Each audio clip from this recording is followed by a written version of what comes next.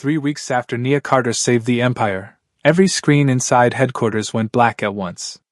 No warning. No flicker. No error code. Then one line appeared across the emergency monitors. Remove her or lose everything. Before anyone could react, backup generators failed, biometric doors locked shut, and 2 senior executives vanished from the building without a trace. Millions began moving through ghost accounts no one could stop. Kang Min-jae reached for his phone. No signal.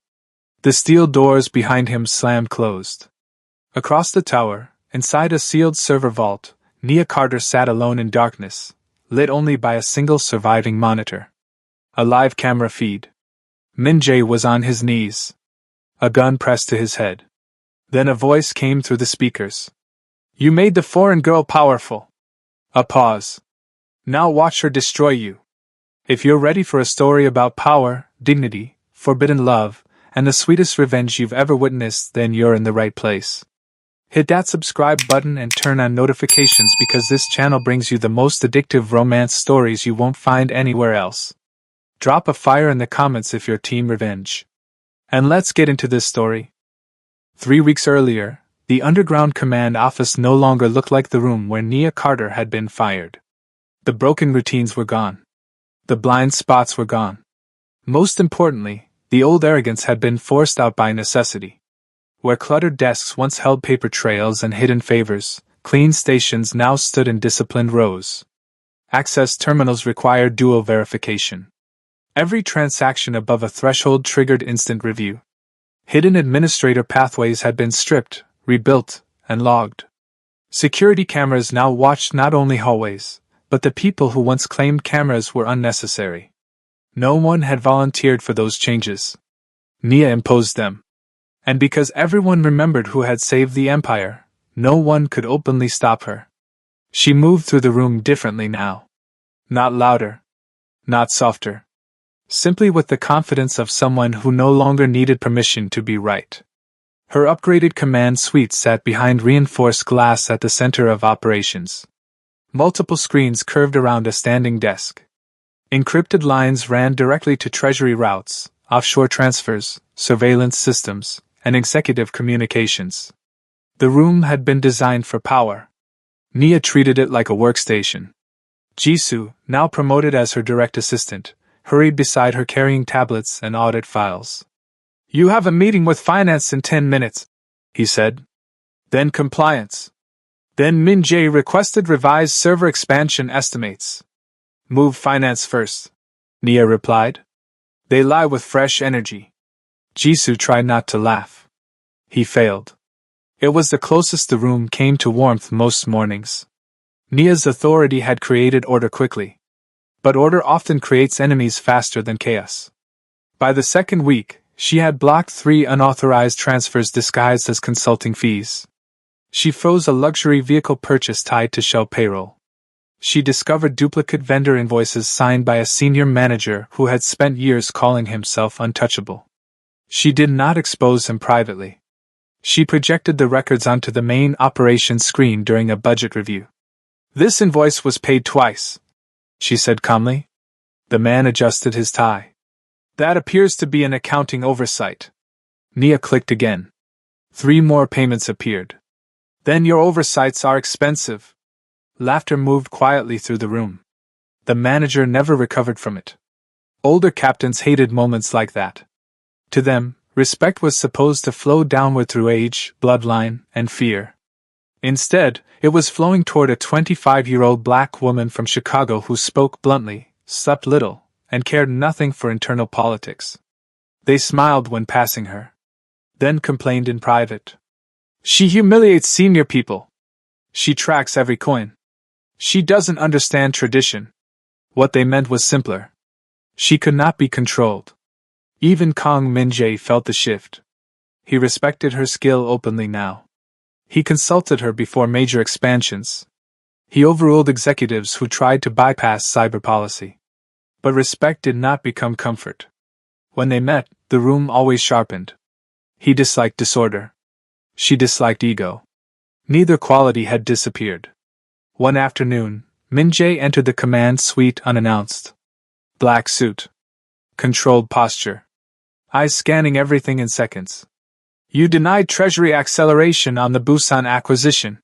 It failed source verification. You delayed it 12 hours. I prevented fraud permanently. His jaw tightened almost invisibly. You enjoy correcting people publicly. I enjoy not cleaning disasters privately. For a second, Jisoo pretended to study cables. Then Min Jae did something unexpected. He almost smiled. Almost. Carry on, he said, then left. Nia watched the door close. He's learning, Jisoo said carefully. He's adapting, she answered. Learning requires humility. Yet for all the authority around her, her personal life remained unchanged. Same modest apartment. Same money transfers to Chicago. Same late-night calls to her mother. Same meals forgotten beside glowing screens. Power had changed how others saw her. It had not changed what she carried. Then, on the 21st night, while reviewing dormant access logs, Nia noticed a familiar pattern. Clean entries. Perfect timing. Valid credentials. Too perfect. Her fingers stopped over the keyboard. She opened the identity trail. The administrator account being copied belonged to only one person with unrestricted top-level access. Kang Min-jae. Nia stared at the screen for several seconds. Because someone inside the empire had just stolen the face of the man who ruled it. And that meant the next attack had already begun. Nia did not alert anyone immediately. That was the first sign the situation was worse than it looked. 3 weeks earlier, she would have escalated instantly, trusting process over instinct. But process had nearly destroyed everything once already. This time, she trusted patterns. And patterns were telling her something ugly. Whoever cloned Kang Min-jae's credentials understood timing, visibility, and restraint. They were not draining millions in one reckless sweep. They were moving small amounts through dormant routes, spreading transfers across shell accounts so ordinary audits would classify them as historical corrections. Elegant theft. Patient theft. The kind performed by someone who expected to remain inside the building tomorrow. Nia isolated the logs to a private archive and rerouted live notifications to her own terminal. If she raised an alarm too early, the attacker would vanish, adapt, and return somewhere deeper. If she waited too long, they would own the system. Neither option was clean. Jisoo entered carrying coffee and saw her expression. That bad? Worse. He placed the cup down slowly. Do I want details? No. Am I getting them anyway? She turned one monitor toward him. He read the username. Kang_MJ_master. Then looked at her sharply. You think it's him? I think someone wants me to. That answer chilled him more. By noon, sabotage moved beyond money. The evidence vault holding Park See's devices failed checksum verification. 2 months of copied drives became unreadable static.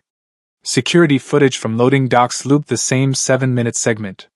Payroll for lower crews stalled without explanation, leaving dozens of armed men angry and unpaid. And by evening, whispers were already circulating. Min-jae gave her too much power. She's freezing money. She's stealing and blaming others. The foreign girl is preparing to run. Rumors travel fastest when they confirm existing jealousy. Nia heard fragments as she crossed corridors. Conversations ended when she approached. People who once thanked her now avoided eye contact. Power borrowed from crisis had a short shelf life. Min-jae noticed the tension too. He entered her suite after sunset, closing the glass door behind him. Why are department heads complaining they can't access funds? Because they can't. Why? Because someone is laundering through executive channels. Who? I don't know yet. His stare sharpened. You usually know more than you say. And you usually dislike hearing it. For a moment neither spoke. Then he noticed the isolated logs on her side screen. Are you investigating me? No. He glanced again at the cloned credential trail. You distrust me. Nia leaned back. I distrust timing. It was not an answer. Which made it honest. He stepped closer to the desk. If you suspect me, say it. If I suspected you, this conversation would be shorter. Something in that line pulled him up short. because it implied she was still protecting him from something worse. He left without another word. At 1:17 a.m., 2 senior executives disappeared. Their offices were found unlocked, desks cleared, drives wiped, coffee still warm. No struggle. No security record of exit. No elevator logs. Only absence arranged professionally. By morning, panic had become administrative. Meetings were called to explain missing men while everyone pretended missing men required explanation. Mr. Han met Nia near the archive corridor. "You're making enemies faster than allies." "I'm not making them," she said. "I'm turning lights on." "That still angers roaches." He handed her a printed memo. Anonymous accusations demanding her suspension pending theft investigation. 6 signatures. 3 forged. 3 real.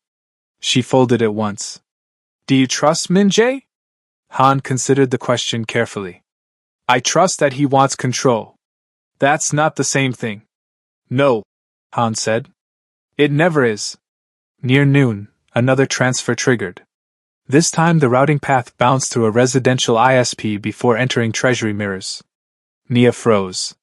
Residential. She traced again. Then a third time. The origin endpoint mapped to a secure subnet reserved for only one address in Seoul. Kang Min-jae's private residence. Jisoo watched the color leave her face. "That's impossible." "No," she said quietly. "Impossible is cleaner than this." Within 10 minutes she was in a car heading across the city with a portable forensic kit, 3 encrypted drives, and one dangerous thought growing larger each block. Either the man who ran the empire was robbing himself, or someone close enough to enter his home was preparing to start a war. When she arrived, Min Jae was already waiting at the gate. He had received no warning, which meant someone else had wanted her to discover it first. And that meant she was walking exactly where the enemy wanted her. Kang Min Jae's residence looked less like a home than a controlled perimeter. High walls. Minimal landscaping. Cameras layered discreetly into stonework. Steel doors disguised as wood. Every angle designed to reveal movement before movement revealed itself. If someone had penetrated this place, the message mattered as much as the access. Min Jae stood at the entrance in a dark shirt, sleeves rolled once, expression unreadable. "You said urgent?" Nia walked past him. "It is." He disliked that immediately. She didn't care. Inside, the house was immaculate and impersonal. Art chosen for value rather than taste. Furniture expensive enough to discourage comfort. No family photographs. No clutter. A residence built by a man who expected interruptions more than intimacy. Nia opened her case on the dining table. "I need access to your internal network." "You came here accusing me?" "I came here hoping you were innocent."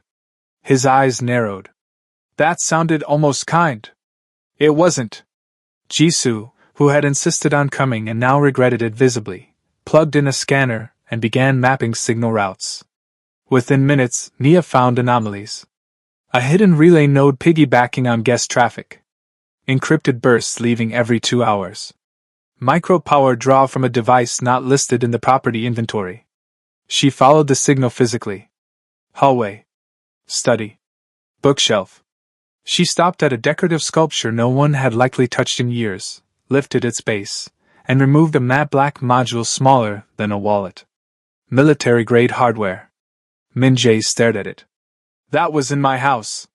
For at least 10 days, Nia said. His jaw tightened. No anger yet. Something deeper. Violation. For a man like Kang Min Jae, control was not comfort. It was identity. And someone had entered his most protected space, lived there invisibly, and used his name like a borrowed mask. "If I wanted power," he said quietly, "I'd take it openly." Nia met his gaze. "That may be the first honest thing you've said." Jisoo looked between them like a man trapped in weather. The next hour changed their relationship more than the previous 3 weeks had. No titles. No posturing. Only work. They spread printed ledgers across the dining table. Cross-referenced shell accounts with staff rosters. Matched suspicious payments to loyalty networks. built timelines of who gained money each time internal confusion increased. They argued constantly. "You're assuming greed," Min-jae said. "I'm assuming patterns. You see betrayal everywhere. I work in your building." He almost smiled despite himself. By midnight, fragments aligned. The cloned credentials had created distrust around Nia. The payroll delays had angered armed crews. The missing executives controlled old cash channels. The rumors targeted modernization, outsiders, and Min-jae's judgment. This wasn't theft alone. It was a political operation. A rollback. Mr. Han arrived at 12:43 a.m. carrying archived records Nia requested. He placed them down without comment, then noticed the hardware module. His face changed. "You recognize it," Nia said. Han exhaled slowly. "I hoped I was wrong." He opened an old ledger and pointed to coded initials beside security disbursements dating back years. SDC. Chairman Seo Dong-chul. The original architect of the empire's finances before digital expansion. Older than most captains. Smarter than many bankers. Publicly retired. Privately influential. A man who believed fear, cash, and loyalty bought through dependency were the only real currencies. Min-jae's voice cooled. "He was removed." Han gave him a sad look. "Men like Seo are never removed. They become patient." Nia kept reading. Recent payments tied to warehouse crews, former enforcers, and several executives she had embarrassed in audits. Seo had been buying resentment. "He used Park," she said. Han nodded. "Park was muscle with a payroll account." Min-jae looked at the maps, the names, the routes. Then at his own home. "He's inside already." No one asked where? Because everyone understood. You do not launch a coup from outside the walls. At 1:06 a.m., Min-jae's secure phone buzzed. Internal alert. Headquarters blackout. Comms failure. Executive floors locked. Then a second message from an unknown source containing only 6 words. Boardroom. Come alone if alive matters. Nia reached for her bag. Min-jae stopped her. "This is my war." She zipped the bag shut. "No," she said. "It just entered my network." They left together. And somewhere inside headquarters, Chairman Seo was already sitting in a chair built by younger men, waiting to remind them who taught the old rules.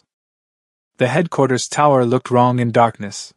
Usually, even at night, the building glowed with measured confidence. Executive floors lit in warm gold, command levels pulsing blue, elevators moving like clockwork through glass shafts.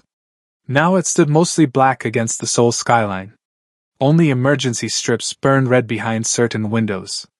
A body can look alive while bleeding internally. So can an empire. When Kang Min-jae's car stopped beneath the private entrance, armed guards he recognized did not move to open the doors. That told him everything. Loyalty had changed hands inside the hour. Nia stepped out first, scanning camera angles, badge readers, roof lines. "West stairwell," she said. "Main lobby is staged." "You know that how?" "Because if I were trapping you, I'd want witnesses." They entered through service access and climbed 6 flights in emergency light. Somewhere above them, generators coughed. Somewhere below, steel doors slammed and voices barked old commands with new confidence. The building was waking backward. By the time they reached the executive corridor, 4 men in suits were waiting. Former logistics captains. Semi-retired. Loyal to money before principle. Min-jae knew all of them. "Move," he said. None did. Then Mr. Han stepped from the shadows behind them. "You should listen," one captain said. Han adjusted his tie. "I agree." Before the men could react, Han struck the nearest throat with brutal efficiency. Nia drove a metal flashlight into another man's wrist. Jisoo, terrified but committed, swung a fire extinguisher wildly enough to matter. 30 seconds later, the corridor was clear. Min-jae looked at Han. "You've done that before." Han straightened his cuff. "I worked here before accounting." They entered the boardroom. Chairman Seo Dong-chul sat at the far end of the long polished table as if hosting dinner. Late 60s. Thick silver hair combed precisely back. Deep-lined face. Calm eyes sharpened by decades of measuring weakness. Tailored charcoal suit. No weapon visible. He did not need one.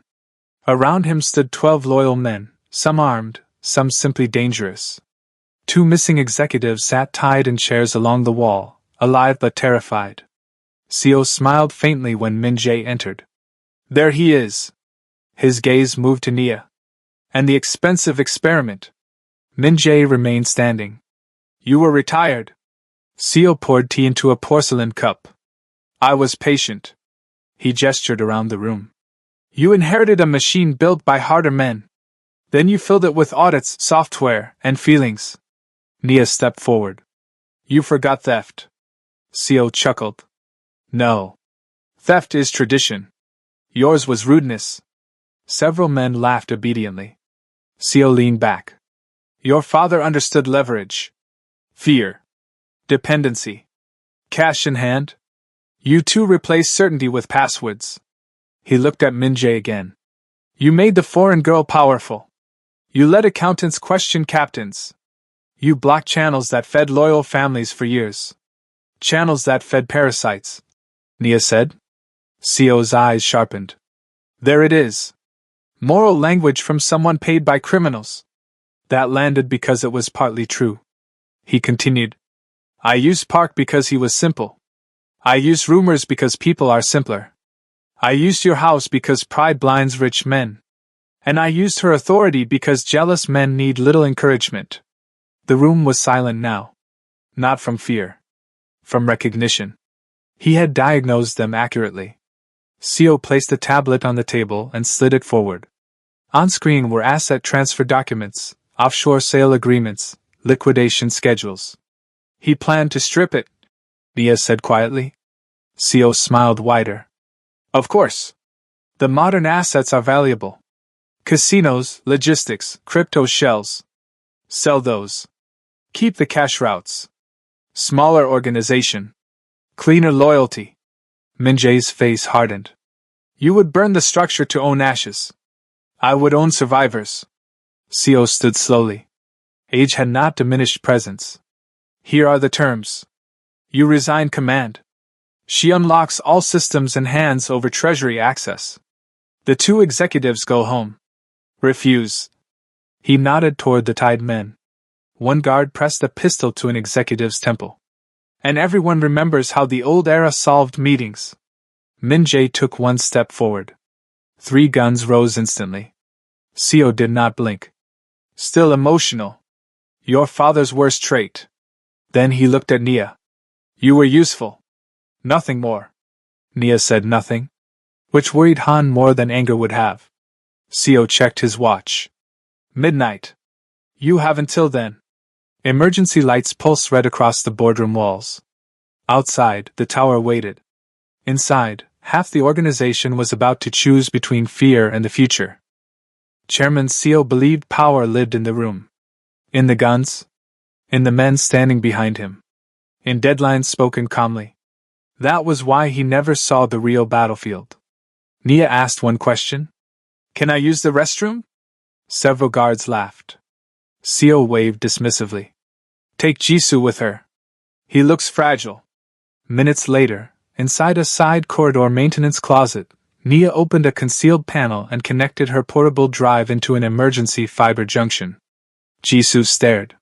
You knew this was here? I mapped the building after week 1. You map everything, don't you? Only threats. Her fingers moved fast. Lines of code flooded the laptop. Back in the boardroom, lights flickered. Seo frowned. Then the first betrayal hit. Every loyalist phone in the room vibrated simultaneously. Anonymous files had been sent company-wide. Hidden ledgers. Kickback records.